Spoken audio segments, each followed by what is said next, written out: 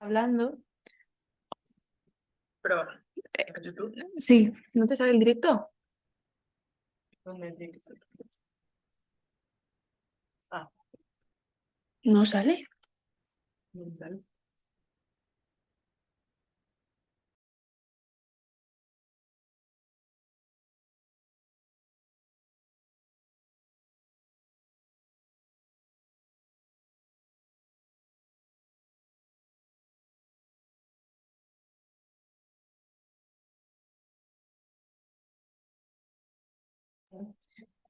Hablo para ver si escuchas algo. Irá con retraso, espera.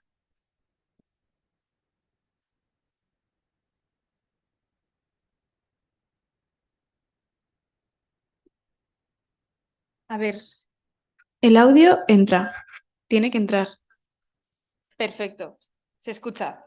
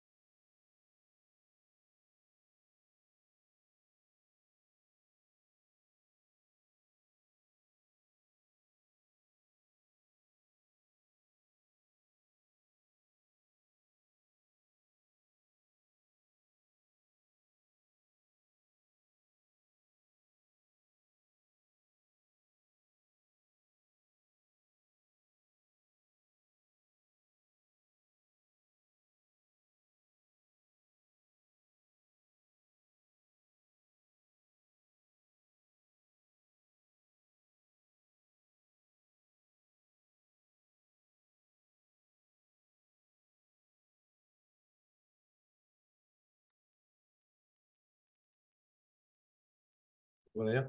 Si ahora YouTube, pues, espera, el vídeo.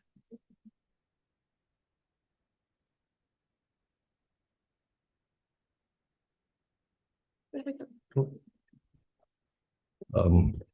Good morning or good afternoon. It's a pleasure to introduce you Akos Moravanszky, Professor Emeritus of Theory of Architecture at the ETH in Zurich. He's now in our school teaching a lecture course, a seminar in the Master of Theory and Architectural Design. And I think that this is the third time that you come to Pamplona, so probably we can consider you as a quite frequent visiting professor. So thank you so much. Akos was born in Hungary some time ago, 1950 more or less, and he studied architecture there.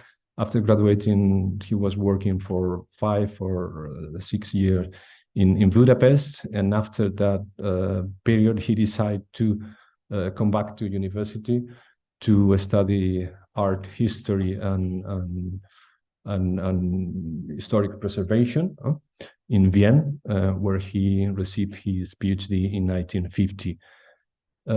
He's been teaching at the ETH for more than 20 years, since 1996.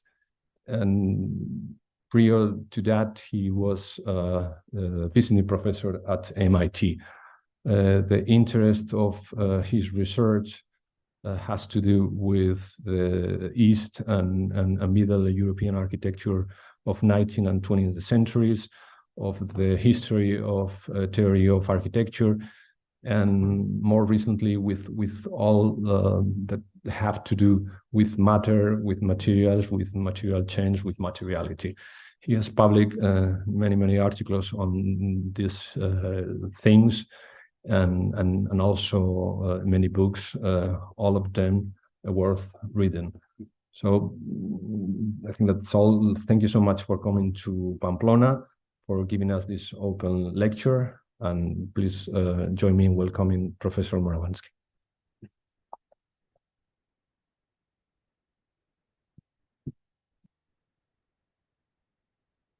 Thank you very much, Luis, and thank you for, first of all, for inviting me again. I'm enjoying always very much my stay here in Pamplona.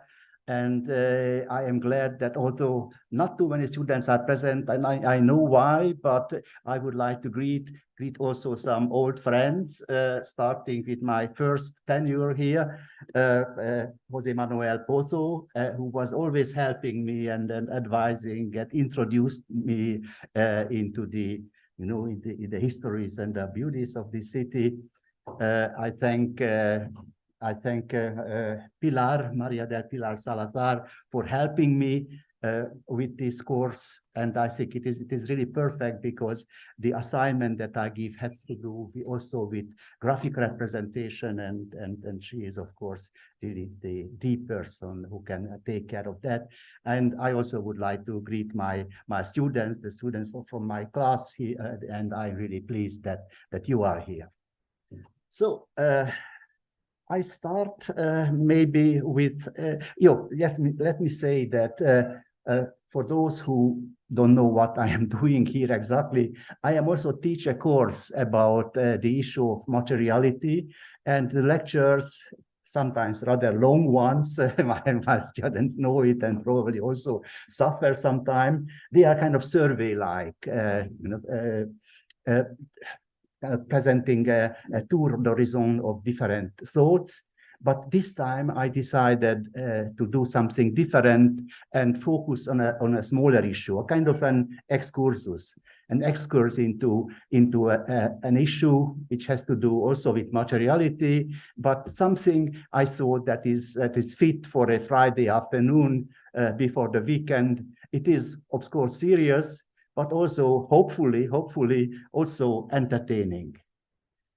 I start with a quote.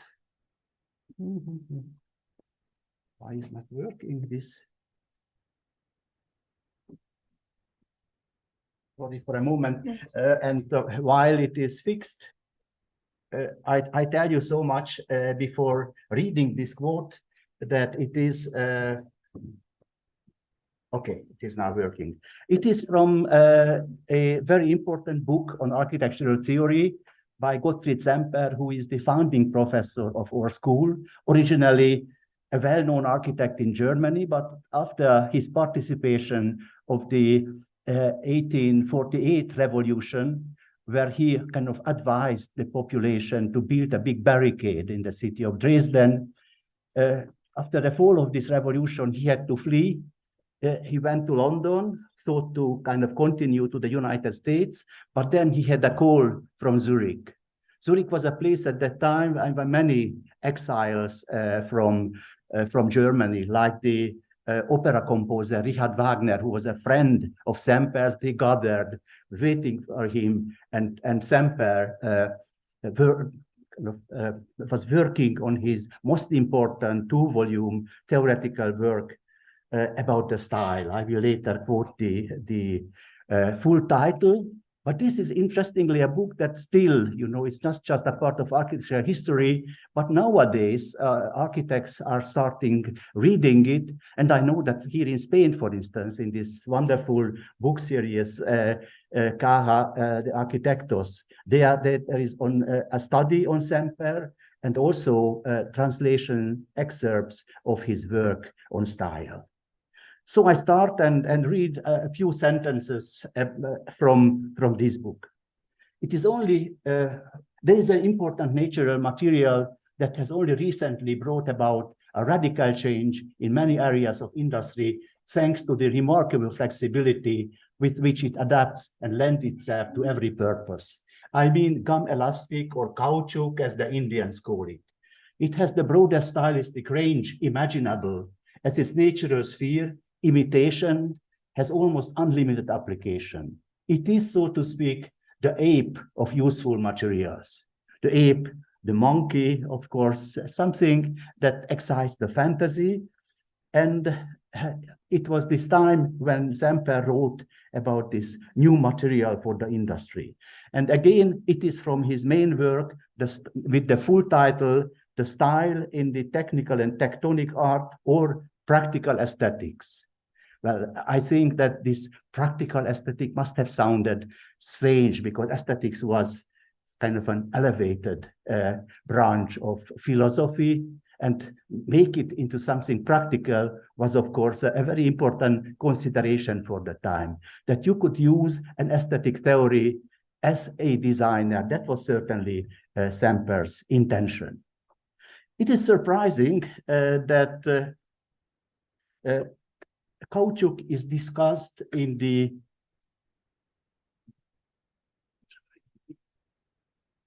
there is a problem somehow with I cannot turn these slides.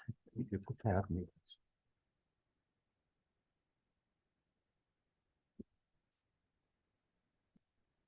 Thanks.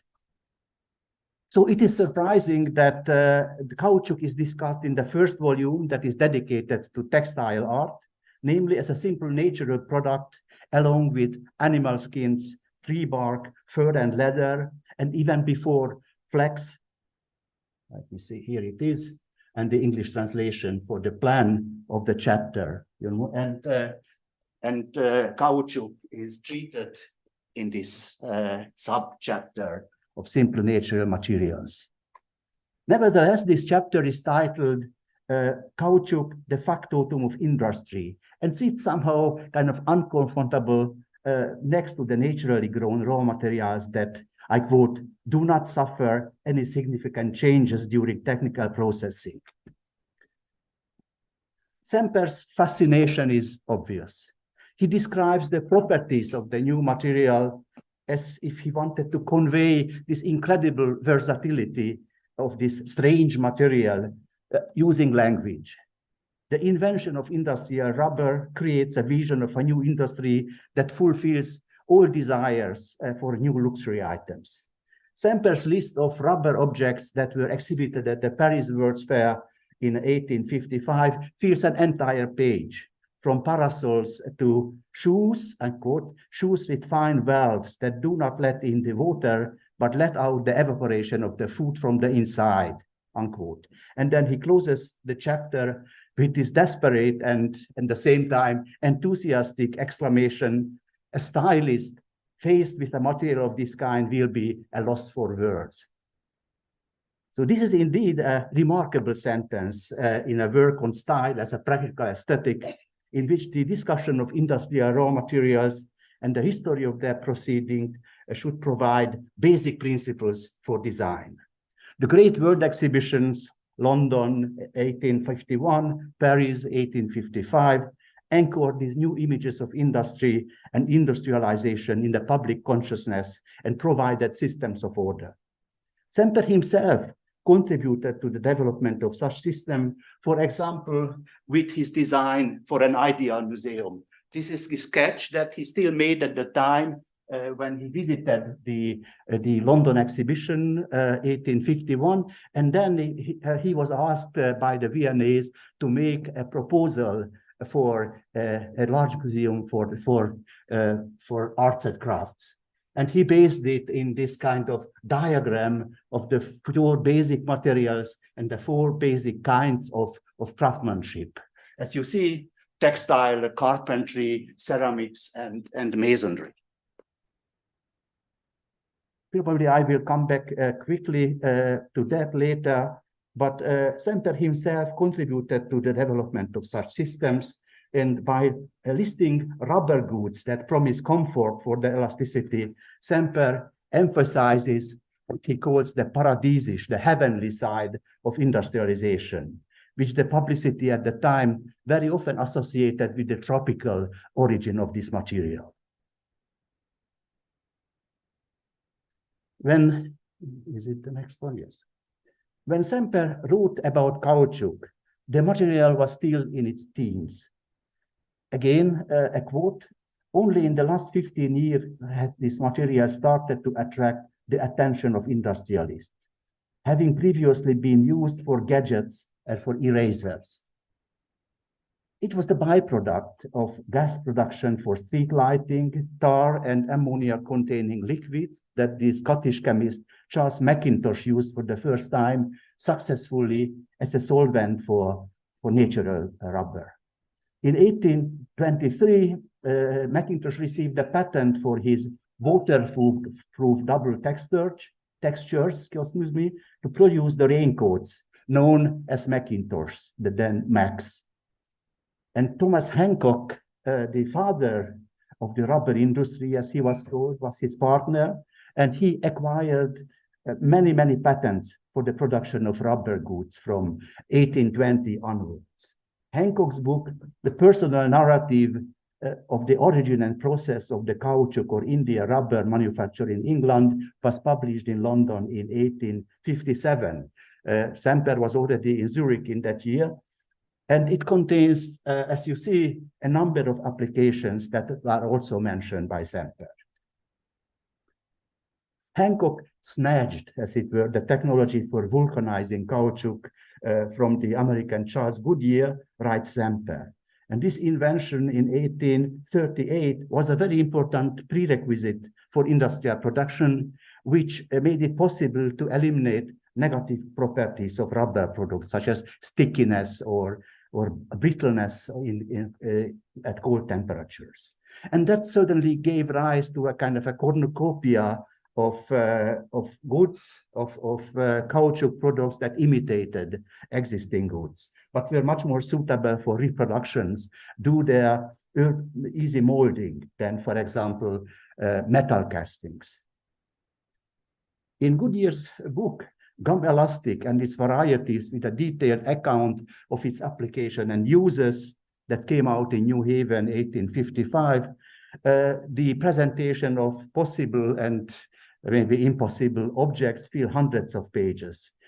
Philosophical, optical, and mathematical instruments, as Goodyear calls them, opera glass cases, wine measures, violins, rubberized iron furniture.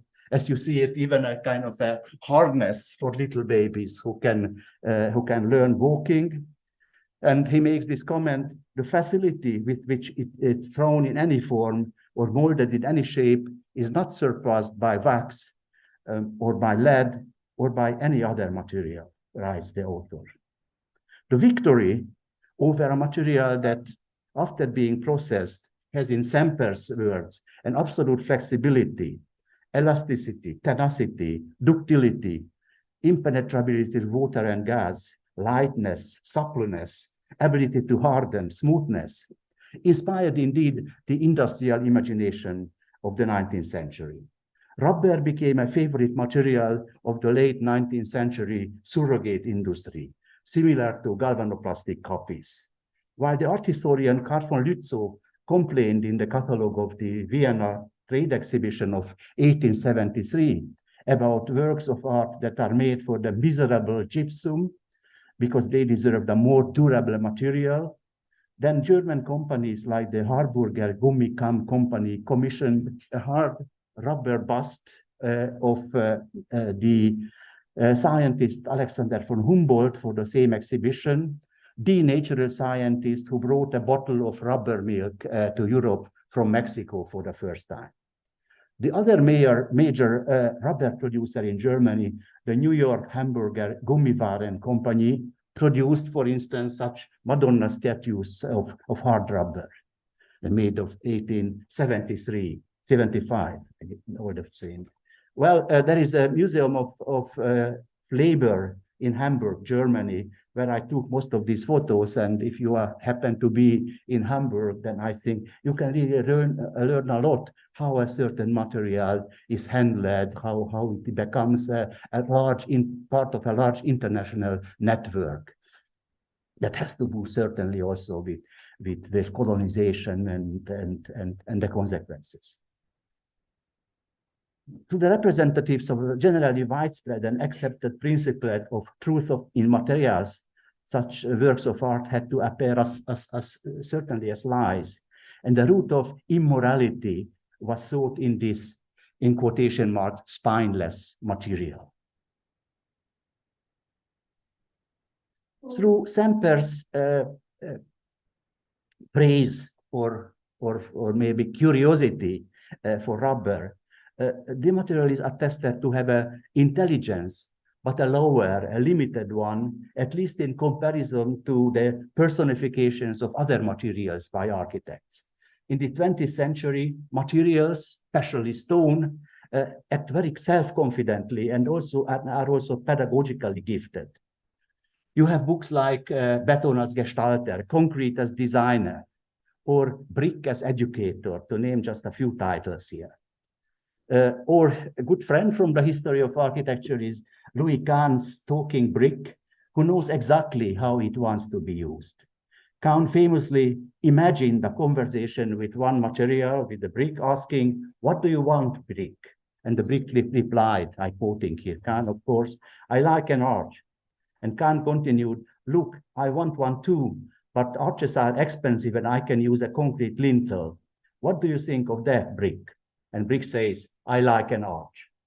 So you see here, the architect suggests that it is not him who is fully responsible for a certain form, but it is the will of the material that has to be that has to be kind of investigated and designed accordingly.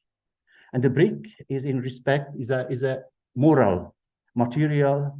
Therefore, it can educate the architect, even force him to act ethically. For instance, the Hamburg city architect, Fritz Schumacher, he was one of those who made Hamburg today into a brick city, because at the time of classicism in the 18th century, Hamburg was white, this white plastered neoclassical facade. But thanks to the work of Schumacher and some other architects, but Schumacher was the most important, now Hamburg is indeed a brick city. And if you want to bring something new in Hamburg, then most architects opt for brick. Schumacher compared brick with a plastic material, in this case plaster, and said, "Plaster construction which easily and effortlessly allows any immature whim to take shape, is an almost seductive material on this crooked path. He willingly accommodates any horny instincts of incompetence and presumption. The brick building rebels against them of its own accord through the austerity of its nature. It is not easy to make him submissive to any arbitrary desire.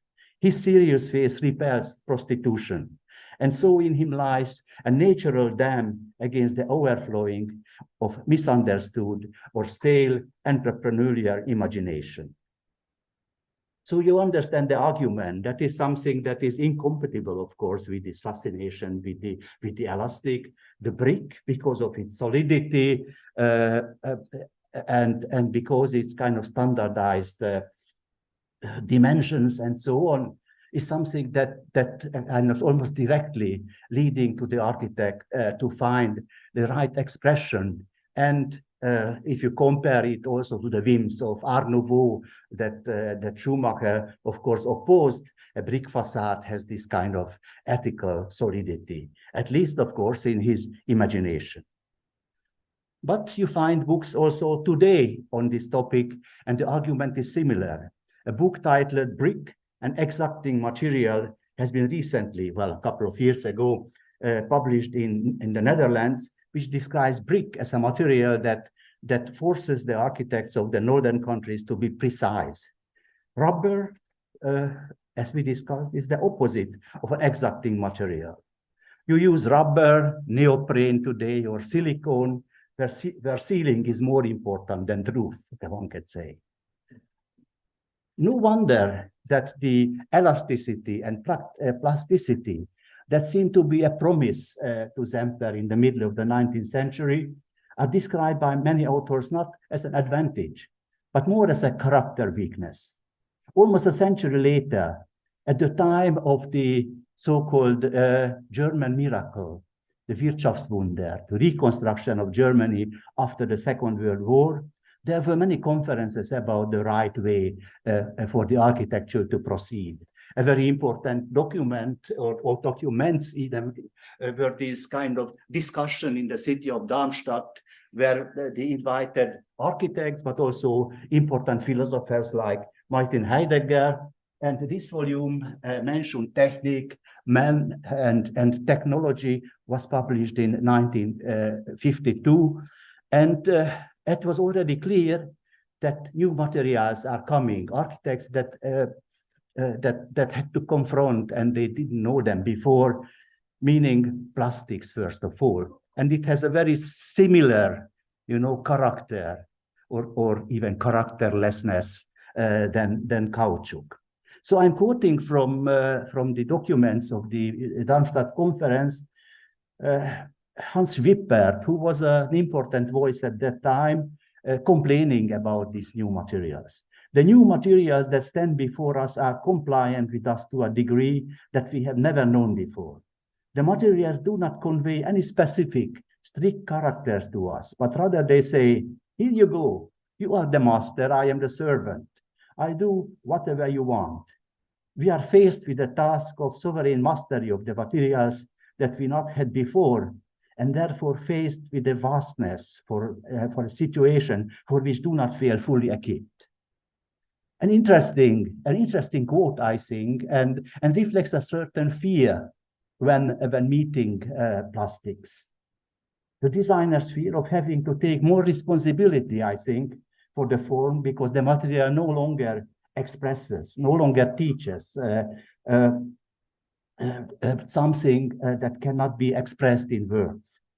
Schwippert makes it clear that in view of the latest technical developments, which have brought us plastics without their own structure and without a kind of a clear processing method, the concept of workmanship has become doubtful. The statement seemed like, I quote, a hit to the solar plexus to some listeners, wrote the editor of the magazine Baukunst und Werkform, Alphonse Leitl. Even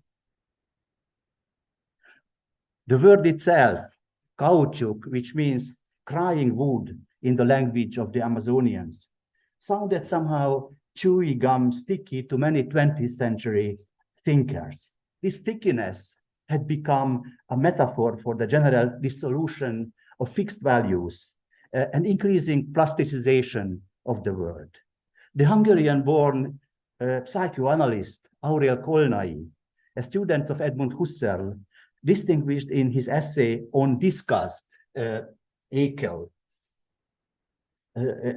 between taste disgust, visual disgust, and smell disgust. And he stated that in general, the tactile impressions of the spongy, slimy, mushy, and in a certain sense of the soft are considered disgusting. French thinkers such as Georges Bataille and Jean-Paul Sartre read Kolnai's text, probably on the recommendation of Salvador Dali, who liked Kolnai's essay very much. Sartre linked a broad network of phenomenological connections in this book, La Nausée, that became part of a larger volume, Being and Nothingness. One has to think of Semper's metabolic theory and his description of the volatility of the rubber when one reads Sartre's comment. Even in the perception of the sticky and adhesive, compromising substance without balance, there is something like the fear of a metamorphosis. Touching something sticky means running the risk of dissolving into stickiness. His compatriot, Roland Barthes, was less frightened than Sartre. The French philosopher dedicated an essay to plastic in his volume, The Myths of Everyday Life, published in 1957. And in this text, he speaks of the elastic transformation of traditional aesthetic hierarchies. I quote, "Thus, more than a substance, plastic is the very idea of infinite transformation. Plastic remains completely impregnated by this astonishment. It is less an object than the trace of a movement. And since this movement is here virtually infinite, plastic is ultimately a spectacle to be deciphered." And he goes on, probably I like this quote, so I read it, it's a little bit longer. Plastic remains completely impregnated by this astonishment. It is a shaped substance. Whatever its final state, plastic retains a flocculent appearance, something opaque, creamy, coagulated, an impotence even to attain the triumphant sleekness of nature. Plastic is the first magical material that consents to the prosaic, but it is precisely of this prosaic nature that it triumphs. An artificial substance, more fecund than all the world's deposits, will command the very invention of shapes. Plastic fashion underlies a development in the myth of imitation. Until now, imitations had something grandiose about them. They belong to the world of appearances, not of use. They sought to reproduce the finest substances at lower cost. Plastic is completely absorbed in its use. In extreme cases, people will invent objects purely for the pleasure of using them. The hierarchy of substances is abolished. A single one replaces them all. The entire world can be plasticized, including life itself. Interesting conclusion. Well, let's return to Semper. In a testament to the openness of Semper, the founding professor of the ETH, to new discoveries that he considers a material for designers in his magnum opus, rubber is a subversive actor. It is difficult to accommodate it within a strict typology of materials. The basis of Semper's system is, as it is well known, a matrix for the four manufacturing techniques and the corresponding material categories, which again corresponds to the four elements of the house. I quote Semper: the hearth as the central point, the raised earth as a terrace surrounded by posts, the column-supported roof, and the mat enclosure as a space termination or wall. These four elements are products of the four primary techniques of human work: textile art, ceramic art, tectonics, and stereotomy, as I already briefly mentioned. The generative principle of textile art is weaving. It creates the room dividing elements, the wall of the house, but also the ceiling, even the pavement on the ground. Ceramic art sculpts soft materials such as clay, which then hardens to maintain the shape, but it also can, for instance, can be used as the form of a column chapter. Tectonics assembles rigid rod-like elements to construct the roof, and stereotomy finally works with solid, dense, and homogeneous materials such as stone, which are processed by removing parts of the mass and then layered in regular pieces. The earth and stone embankments and terraces on which the houses are built are the kind of archaic examples for stereotomy. However, you know, caoutchouc, this ape, upsets this beautiful system. This material can be kneaded like ceramic or metal, cast, woven like textile, applied liquid like a varnish. Its properties can vary indefinitely, to quote again Semper. It therefore doesn't really fit into any of those categories. In Semper's 1851 book, The Four Elements of Architecture, a contribution to comparative architecture, where he first described these categories, the harmonious interaction of the four elements is explained as the key to the aesthetic perception of ancient architecture. Published almost 10 years ago, the boundaries between these categories appear much more elastic. Imitation takes on an important cultural role. Each material can take on the role of another. Stone can imitate wood and vice versa. Semper's metabolic theory, Stoffwechsel theory in German, states that all forms and motives that humans create can be traced back to the primary technologies and materials mentioned, but they are alienated from this form as soon as they come into contact with newly invented materials and techniques. The wood style, for instance, is a formal language that corresponds to the properties of wood, but after multiple metamorphoses can develop into the stone style through the mediation of metabolism. The walls of the house, woven textile or branches, are preserved in brick patterns or in painting. So it seems that the ape, the monkey, a symbol of imitation, seems to have become a kind of a demiurge. It embodies the ability for metamorphosis that all materials possess to a limited extent. In the quoted part of his style, Semper advocated the use of caoutchouc to cover houses as an artificial skin and pointed to natural models. The natural protection of organisms contains in continuous impermeability to water and other external influences skin systems that offer a certain resistance, as in plants, in many inhabitants of water, for instance, dolphins, whales, eels, etc., and also in some land animals and humans. So caoutchouc, rubber, the factotum of industry seems to inspire primarily organic or organ-like textures and structures in architecture. Today, it is not an isolated case that technical imagination, whether it concerns information networks or digital design, conjures up images of the organic world. The fascination with the elastic material. So this is still an illustration, you know, of Semper's theory of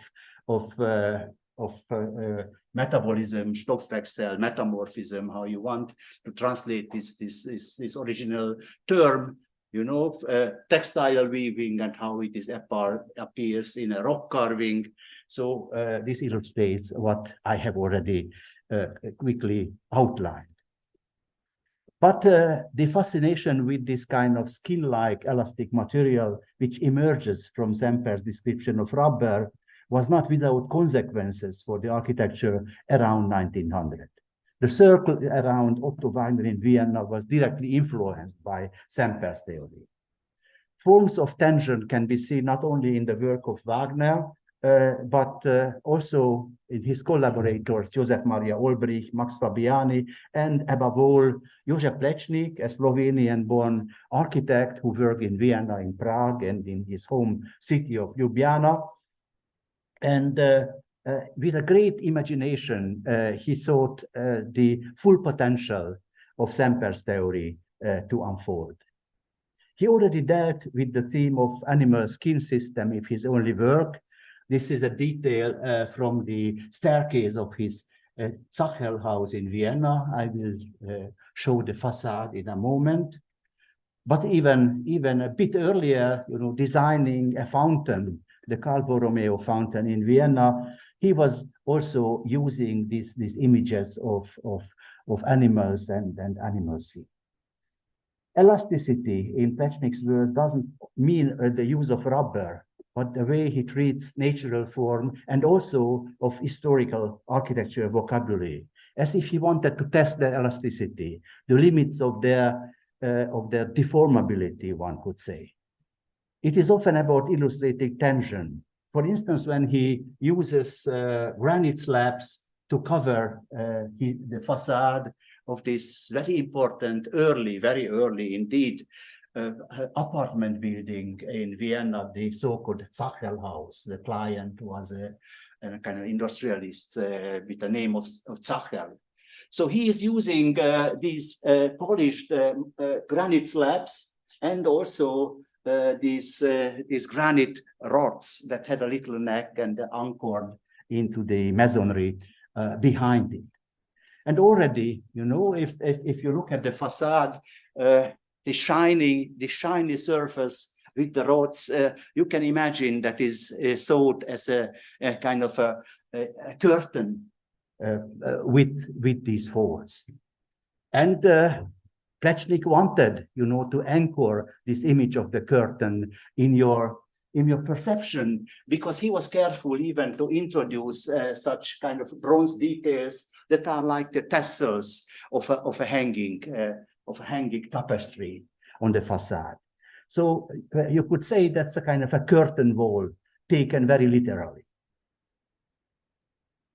And still showing the work of Plečnik, his buildings and designs are attempts to convey such ideas of load, support, movement through the fusion of anthropomorphic, biomorphic, sculptural, architectural forms.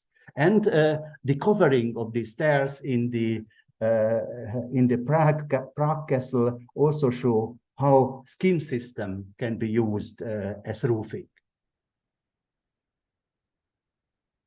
A stylist faced with this material will be at loss for words. I'm quoting again Semper, or rather repeating this quote, meaning that the formlessness, the stylelessness of caoutchouc, rather than its ability to absorb form itself, is something to be embraced.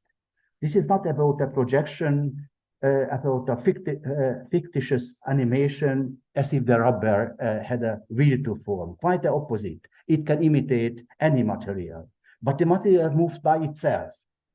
Quote from Semper, although it gives in to strong pressure, it always springs back to its normal density, whereas it can be expanded with more ease and more apt to remain in this state.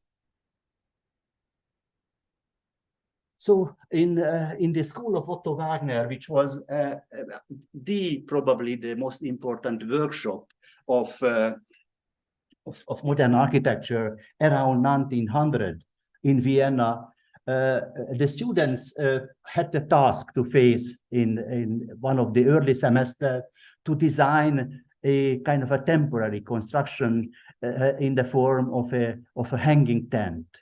So this issue of the light and hanging skins, textile and so on, that can be packed together and transported was a problem that student has to face. And for Otto Wagner, it was clear he could give a kind of a fantastic task, because it is important, and this is sometimes forgotten now in architectural schools, that it is not just, you know, the reality, but the fantasy of the students that can be inspired by a task that has no chance to be realized. So even the title of this assignment is typical: a temporary station for a meeting of monarchs at the time of large maneuvers, large military maneuver. So this is a kind of a city built out of tents which is very, very light, and the major role is played by these poles and strings on which the textile construction is hanging. So it's just a step from here to come to Antoni Gaudi's experiments that he described as stereostatic hanging models. It seems to me very important as examples of the, let's say, self-production or self-shaping of elastic matter. The architect constructed here these models out of fine threads, which were then hung with bags of lead shot, photographed, and then he drew on the photos and painted over them with a kind of a facade skin. He compared this process to applying flesh and skin to a bone skeleton. And most of these buildings are covered by such organic and skin-like surfaces. Gaudi's colleague, Josep Jujol, designed this theater in Tarragona for the Worker Society, Patronato Obrero, in 1908, with many elastic shapes and organic analogies. So I'm just, for the sheer pleasure of looking at, I am showing you some more examples that they obviously, you know, have a relationship to this idea of the elastic, and certainly also ideas of weight, lightness, hanging. The way how, for instance, this handrail, if you call it a handrail, is made using knots.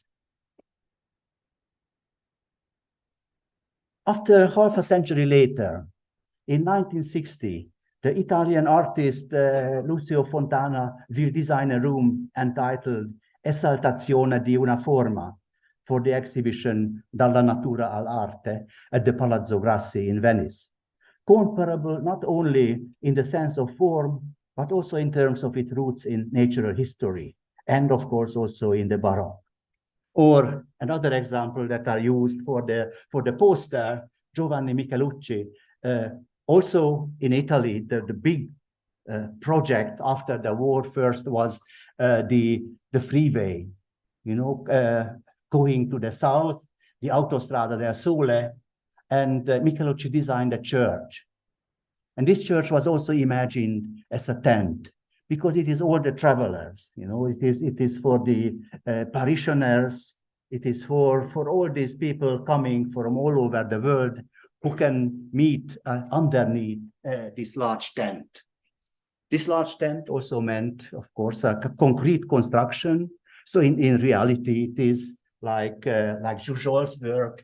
It is very hard, but the imagery that it conjures is that of an elastic construction indeed.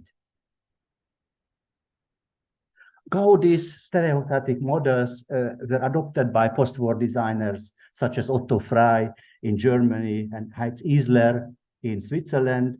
He also worked with rubber membranes.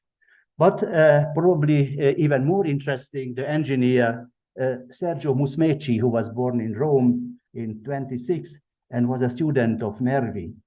And he experimented with minimal surfaces in the 50s and 60s. He determined that way, as you see it on this picture, the shape of his Pasento bridge in Potenza in southern Italy, built 1967 to 69, using such models of rubber sheets. And this is the executed bridge over the Basento River. When Gaudi, Fraiotto, or Musmeci turned the hanging model upside down and view it as a supporting structure, the signs are changed. Rubber is converted into concrete, tension into compression. Despite the formal similarity, it is indeed a kind of an inversion. We see the same play of identity and difference in Gaudi's work with casts and matrices. That means with concave places in which similarity is consolidated, in which form emerges almost naturally. Gaudi spoke of an intelligentsia angelica, of the wisdom of the angels, their ability to address the question of space directly without the mediation of the two-dimensional plan. We can remember here that the process of coagulating a liquid or hardening a clay mass is one of Semper's four principal technologies. He associated the ceramics with the central location of fire in the center of the house. This brings to light a new dimension of the heuristic construction process. It is not about the architect-artist forming a building as in on a kind of a potter's wheel.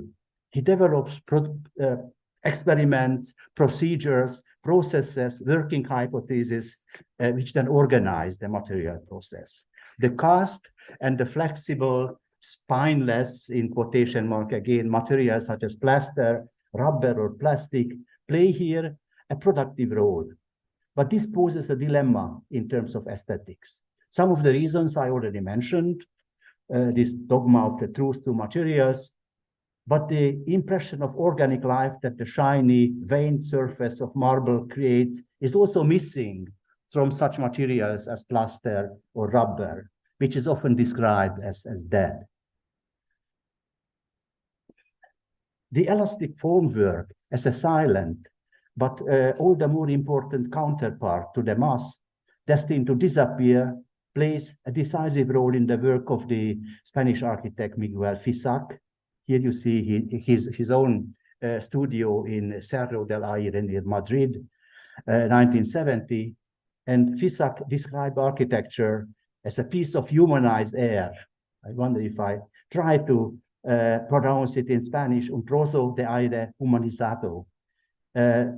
This excessive plasticity of his facades show how containers of this humanized air can be designed. Dissatisfied with the obligatory impression of the wooden formwork that was a commonplace, of course, at that time, he wanted to give concrete a sculptural expression that did justice to its liquid origins. So the concrete mixture was poured into a soft formwork. Most of the time, a wooden frame was covered with plastic sheets. And show some examples. In this case, it is the Cultural Center in Castilblanco de los Arroyos near Seville, 2000, the late work of Fisac. So as a result, concrete acts indeed as a kind of a coagulated heavy liquid that expands its container. As with Gaudi, this is also about processes that are rarely discussed in art and architecture. Another work that I visited some time ago, the Rehabilitation Center, MUPAG, in Madrid, 1973. So a piece of humanized air. This definition shows that humanism is understood here as an open, heuristic, experimental way of working and not as an increasingly academic science of applying rules of proportion and laws of harmony. Fisac refers to the representation of plasticity in art, pointing toward, for instance, Bernini's sculpture, The Rape of Proserpina. The soul of elasticity never completely disappeared from the classical avant-garde. The rigidity of the work of let's say, Gerrit Rietveld or the De Stijl group in the Netherlands is rather the exception. Hannes Meyer lists here rubber, synthetic rubber, and other elastic materials in his manifesto about new industrial products. In his Bauhaus book, From Material to Architecture, László Moholy Nagy shows old car tires, a heap of old tires, as an example for accumulation. And, quote, often difficult to determine materials state, comparable, for instance, to the bubbling mud of a volcano in New Zealand or open umbrellas.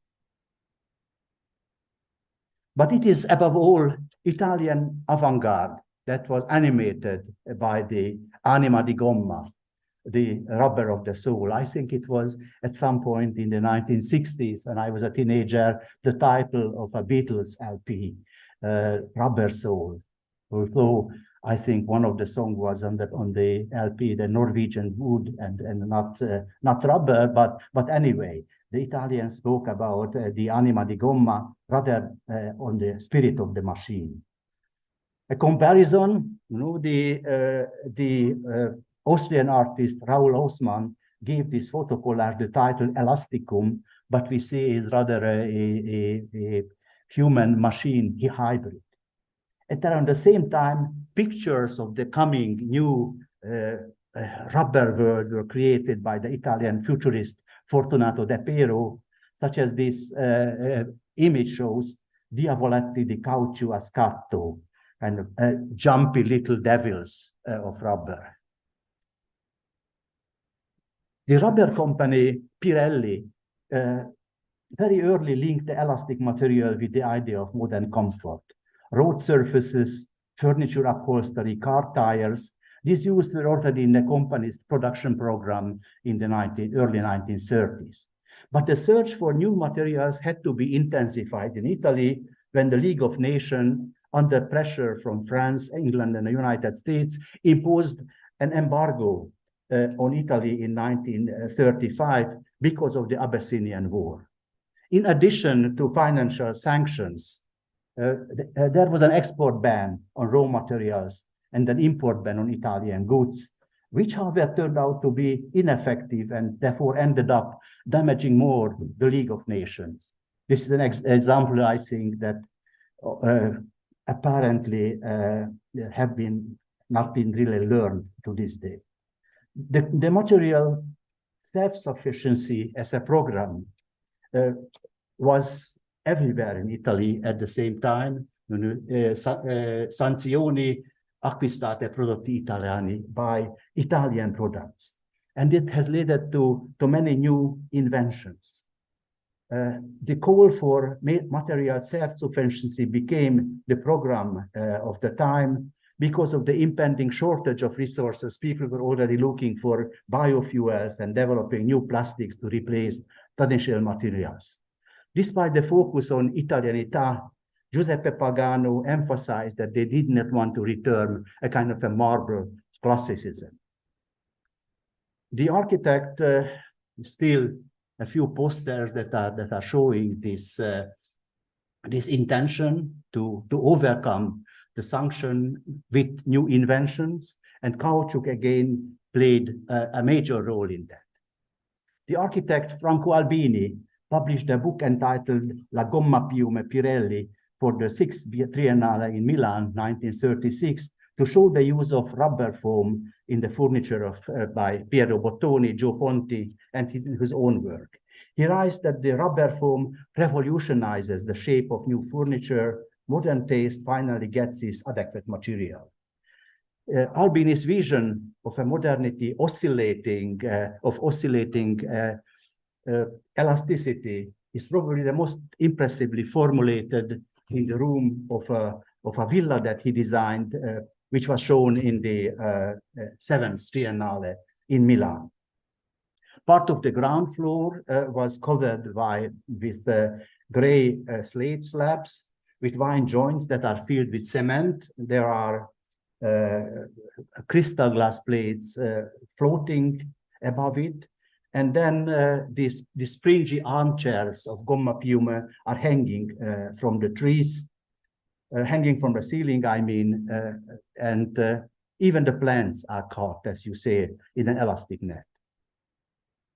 After the Japanese army attacked Pearl Harbor in Hawaii in 1941, and occupied the Malay Peninsula, the United States was cut off from essential rubber supplies from Southeast Asia.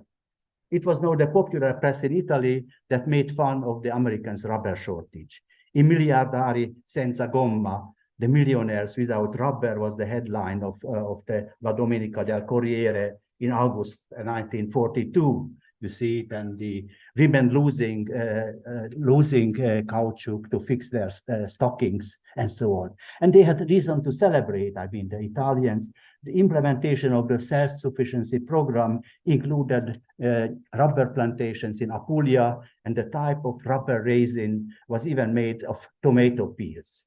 Rubber made for tomatoes apparently sparked so many positive responses that the new self-sufficient material was given the proud name of Italicum.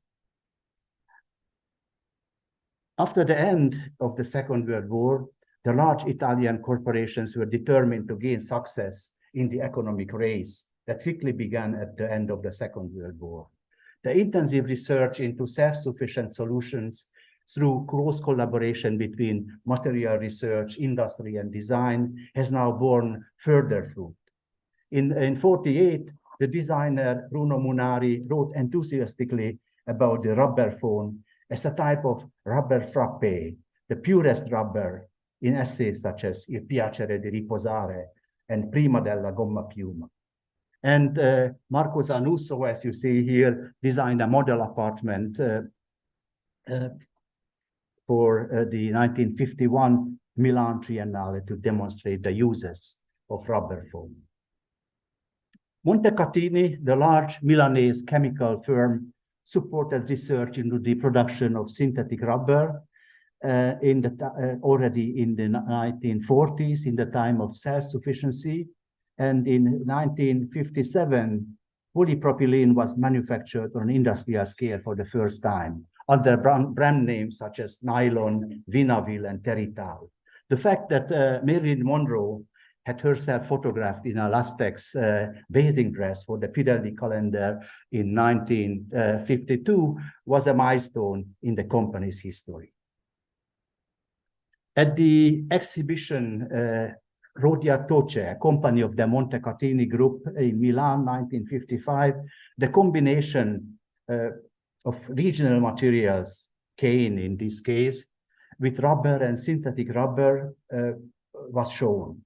Anonymous simplicity and ad hocism was paired with the polymorphism of the new material.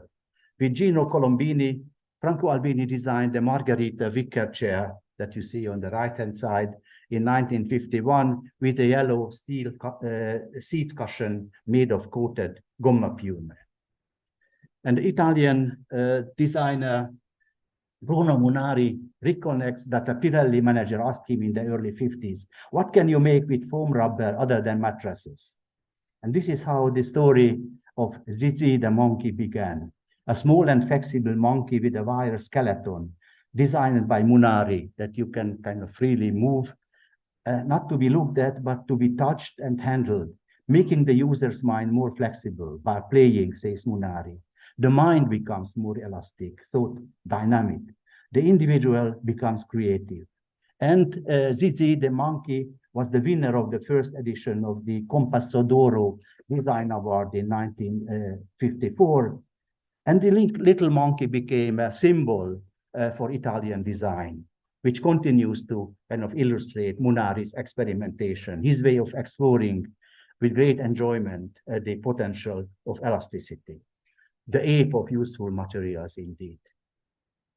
Here, I can only hint at further development. Material self-sufficiency program of the pre-war years will lead to the so-called revolt of the objects, the cult of autonomous object that for many architects, experimental architects of the 1960s, but first of the 1970s, were directed also to such utopias. One of these French groups that even worked with inflatable objects that they were presented a couple of just about 2 years ago in Paris as a big exhibition called Aerodream. indeed, this kind of floating in space was very much tied to elastic materials and inflatables, artificial skin systems. I just briefly mentioned here, of course, art, the fascination of surrealist artists. Dali was already kind of presented in forms of an image, but Duchamp is also an important reference here.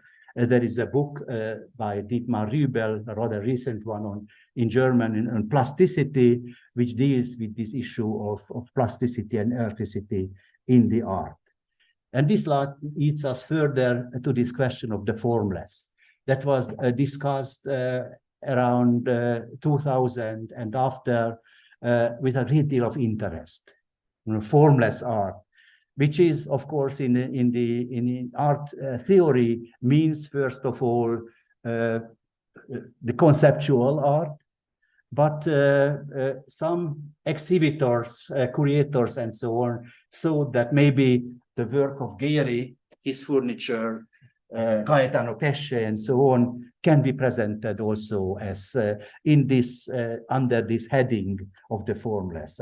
Of course, I'm very doubtful about that, and I don't think that the very interesting concept of formlessness can be translated that easily into kind of practical object, furniture, and so on. So when it comes to the fact that in the course of metabolic processes, the connection between form and material becomes more and more indirect, we can find the way back to Semper's theory. His example of rubber shows that matter does not have to be a prerequisite for form, and free play takes the place of material conditionality. Semper writes a much quoted passage from his big work, The Style. Every work of art on one hand, and every enjoyment of art on the other hand, presupposes a certain carnival mood. The carnival candle fumes are the true atmosphere of art.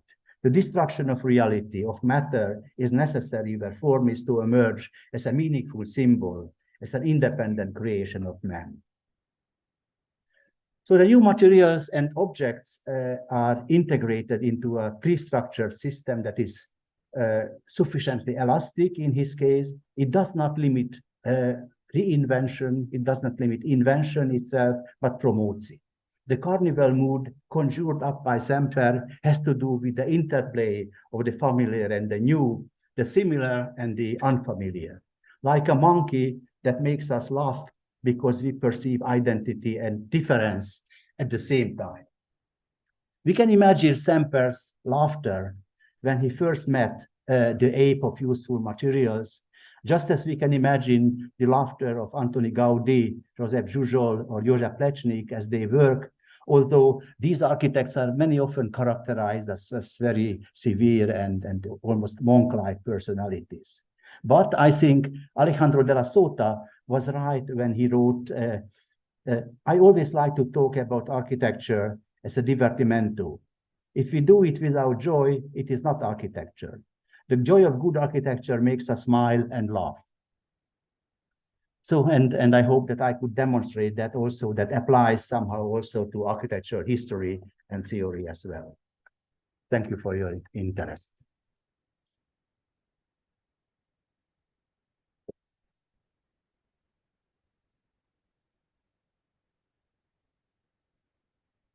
I don't know if you have any questions or remarks. The time, let me look at the time. Well, it was a long lecture, certainly.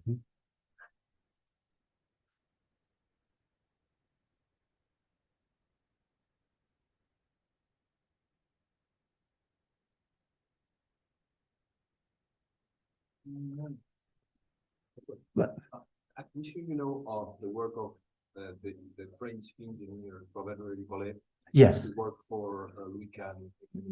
yes. He talked about topology, no? As the geometry of a rubber. Yes. In the way of relate the inner structure of forms to the definition of a structure. have you studied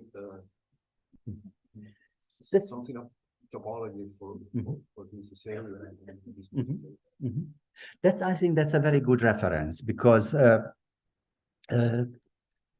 Louis Collet is somebody who is not much known, not much published about it, but I agree. So he was somebody who wanted to systematize this knowledge that very few people did, and I think that that would be a possible, extension to this lecture here. I need to think about it, but I know that, for instance, architects such as Christian Keretz are very much interested in that. And Keretz is also using, although much more freely, I think Louis Collet is interesting because he is a serious thinker about the form and the possibilities of also not only but also kind of elastic shaping. For Keretz is just very often the possibility to take just any object. He designed this this kind of very free shape for the Venice Architectural Biennale a couple of years ago, but he is working. I think the more interesting work is that he makes together with Josef Schwarz. And again, Josef Schwarz is a structural engineer for whom Louis Collet is one of the kind of authorities. And he is also somebody who works with experiments. So I already told my students I still had to learn, counting, measuring a cantilever and whatever. So learn the rule of statics as a kind of an applied mathematics.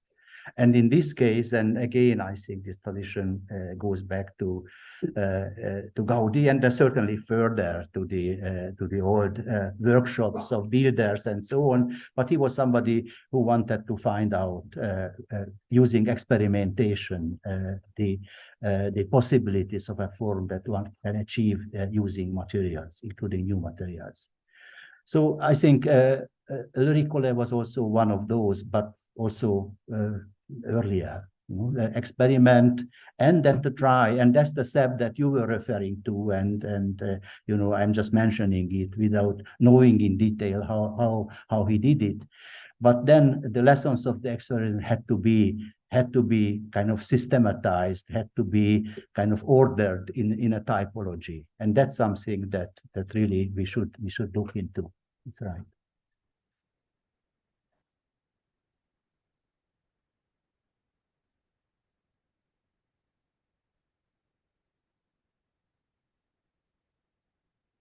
Yes, please. It's just a general reflection. I think that one of the powerful things about elasticity in rubber and this kind of materials is that somehow they have the potential of becoming a different form within. The monkeys are example. They change the form, and so this kind of potentials is what formal terms make them powerful. So the problem if you translate those forms into architecture is that they are suddenly frozen. Yep. Somehow you kill the potentiality of for the picture. For the beautiful, but the picture you saw, the joy, those scenes, or the sofa, from the sofa, when you see this like frozen, when they use the order.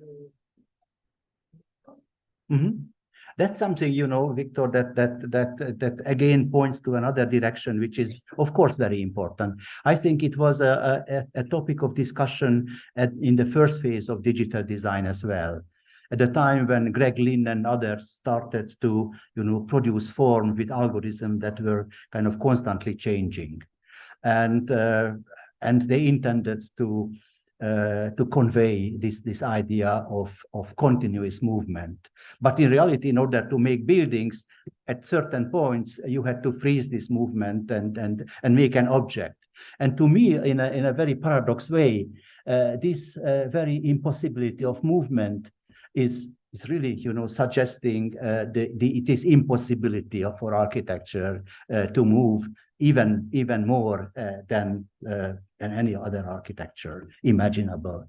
So indeed, it was I don't know whether I should say it was a failure, but it certainly points to a capacity of architecture and also an incapacity of architecture, and that could be another thing to think about.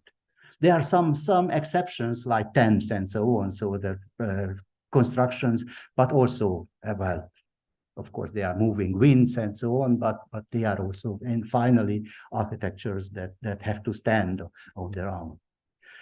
As an example that I was using is this kind of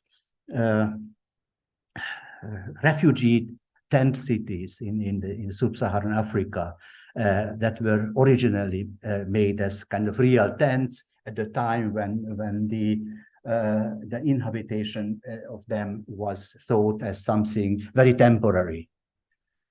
And when they were condemned to stay for longer, then they rebuilt these tents using kind of unrolled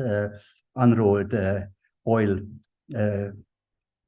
containers, oil drums, metal, basically. So interesting. It looks like textile, but it certainly doesn't move. But they have become solid, and suggesting also, sadly, probably for the inhabitants, a kind of a permanence of their staying on the site. Yes.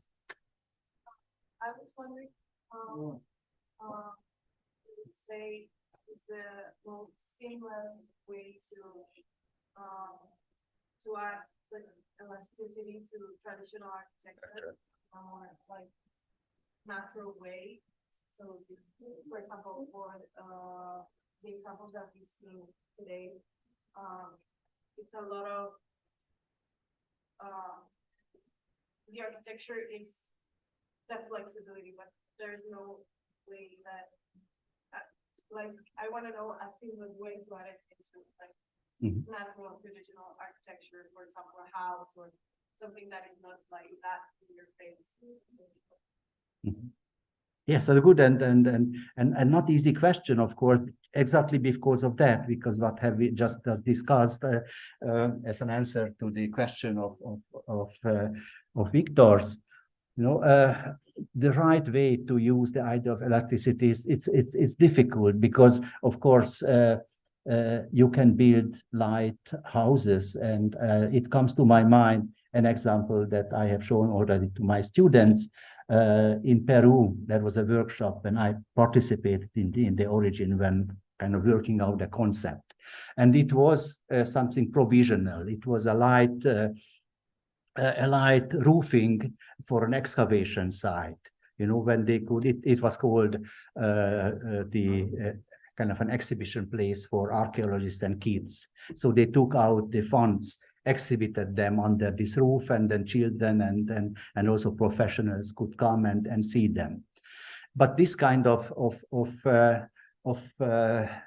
moment, when afterwards they are taken out and brought into a museum or research institute or whatever, was commemorated in a sense with a very light woven construction. So it was a kind of improvised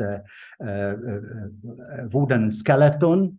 But then between the different parts, the students had to kind of wave kind of a very light textile roof with a certain elasticity. So the winds moved them, and there was this issue of lightness about. So it's nothing extraordinary, but I think in such moments you can find an answer probably to your question. And also, I'm just thinking again of Victor's question. It is certainly true that then the final outcome very often is something that is not elastic at all. It's just kind of hints toward the form's elasticity, but it doesn't mean, of course, that it doesn't carry a meaning. Like in the case of the Michelucci Church, the Autostrada del Sole, It is not moving, it is hard, not elastic at all, but still, you know, this idea of meeting under a kind of a hanging tent, it is still there, and I think even not much, you know, art historical interpretation, people who are coming there are kind of sensing this meaning.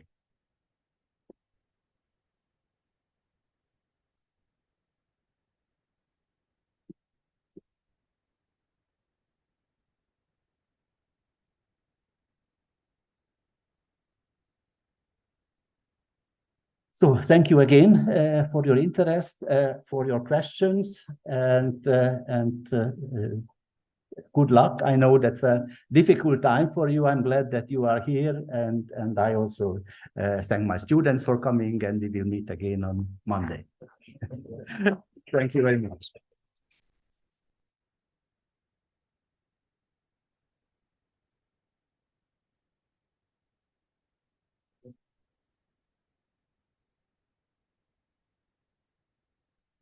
Yeah. Thank you for helping. I'm glad.